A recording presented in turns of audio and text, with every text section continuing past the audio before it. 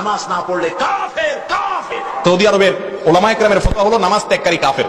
নামাজ না পড়লে কাফের। কাফের। নামাজ না পড়লে মুসলমান বলে দাবি করার কোন হক, কোন অধিকার আপনার নাই। আল্লাহর নবী বলেছেন, লা দীনা লিমান লা সালাতা লাহু, যার কাছে নামাজ নাই তার কাছে দ্বীন নাই, ঈমান নাই, চরিত্র নাই, কিছুই নাই। আল্লাহর নবী বলেছেন, আল্লাহর বান্দা এবং কাফেরের মধ্যে পার্থক্য কি?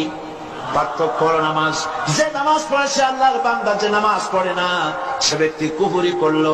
মান তারাকা সালাতান মুতাআম্মিদান ফাকাদ কাফারা, ইচ্ছা করে যে নামাজ ছেড়ে দিল সে কুফরি করলো। বলেন নাউজুবিল্লাহ।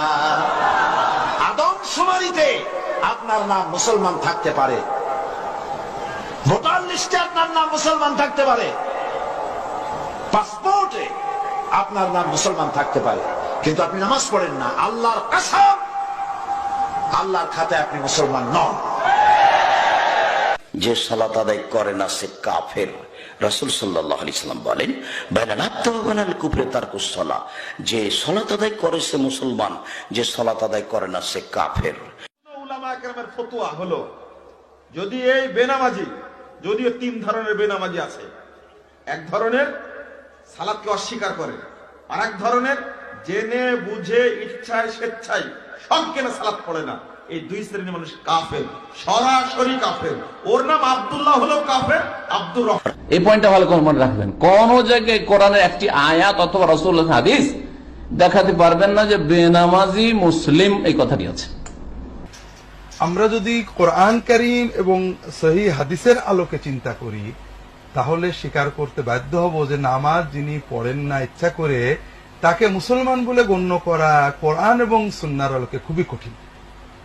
এটা অনেক হাদিসে কোরআনের আয়াত ওটা বোঝায়।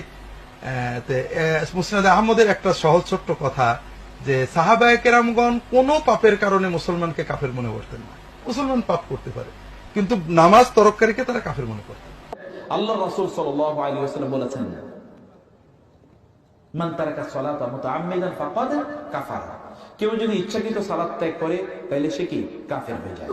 রাসূলুল্লাহ সাল্লাল্লাহু আলাইহি ওয়াসাল্লাম বলেন, আল আহাদুল্লাযী বাইনানা ওয়া বাইনাহুম আস-সালাত, আমাদের মাঝে এবং অমুসলিমদের মাঝে মূল পার্থক্য হলো সালাত। সৌদি আরবের উলামায়ে কেরামের ফতোয়া হলো নামাজ ত্যাগকারী কাফের, মুসলমান না। রাসূল সাল্লাল্লাহু আলাইহি ওয়াসাল্লামের যুগে যারা মসজিদে না আসতো, সাহাবীরা তাদেরকে মুসলমান মনে করতেন না। মুনাফিকরা পর্যন্ত মসজিদে এসে হাজিরা দিতে হতো, কারণ মসজিদে না আসলে মুসলমান হিসাবে গণ্য হতো না। ইচ্ছাকৃত জেনে শুনে ঠান্ডা বিশ্বনবী ইন্তেকাল করবেন, রুহু বের হয়ে যাচ্ছে, দুই তিনটা শব্দ বললেন, এর মধ্যে একটা ছিল সালাত। আর সালাত, উম্মতেরা নামাজ, নামাজ, নামাজ ছেড়ে দিও না। আমা মালাকাত ঈমানুহুম। মানুষ ইন্তেকালের আগে শ্বাস বের হয়ে যাচ্ছে, রুহু চলে যাচ্ছে, ওই মুহূর্তে কি জরুরি কথা বলে নাকি ফালতু কথা বলে? সবচেয়ে জরুরি কথাটাই তখন সে বলে যায়, ঠিক কিনা? কথা বলেন। বিষ্ণু বলেছিলেন নামাজ। এজন্য নামাজ, নামাজ, এই নামাজ যাতে মিস হয়ে না যায়। সব মিস হতে পারে, নামাজ মিস হতে পারে না। আল্লাহ তুমি বুঝার তৌফিক দান করো। তোমরা তো জানো না কখন তোমরা মরবা। শোনো, তুমি অপরাধ করিও যদি তোমার মনে হয় আল্লাহ তোমাকে দেখে না, তখন করিও। তুমি অপরাধ করিও যদি তোমার মনে হয় আল্লাহ তোমাকে জিজ্ঞেস করবে না, তুমি নিশ্চিত বেঁচে যাবা। তুমি অপরাধ করিও যদি তোমার মনে হয় যে আল্লাহ তোমার জন্য জাহান্নাম নির্ধারণ করবে, আর তুমি আল্লাহকে বলবা আল্লাহ আপনি বললেই হবে নাকি আমি জাহান্নামে যাব। যদি এই ক্ষমতার অধিকারী হও তাহলে তুমি অপরাধ করিও। তোমাকে বলি, ইয়া মহিলা, মা, বোন, চাচা, চাচি, নামাজ ছাড়া মানুষ মুসলমান থাকে না। ওয়াল্লাহি আমি বলছি না কোথায় বাঁধবেন, তর্ক পরে। আমি বলছি আপনি নামাজটা স্টার্ট করেন। as-salah faman tarakaha faqad kafar, একজন মুমিন আর কাফেরের মধ্যে যে অঙ্গীকার দিয়ে পার্থক্য, নামাজ, যে নামাজ ত্যাগ করে সে কাফের হয়ে যায়। নাউজুবিল্লাহ।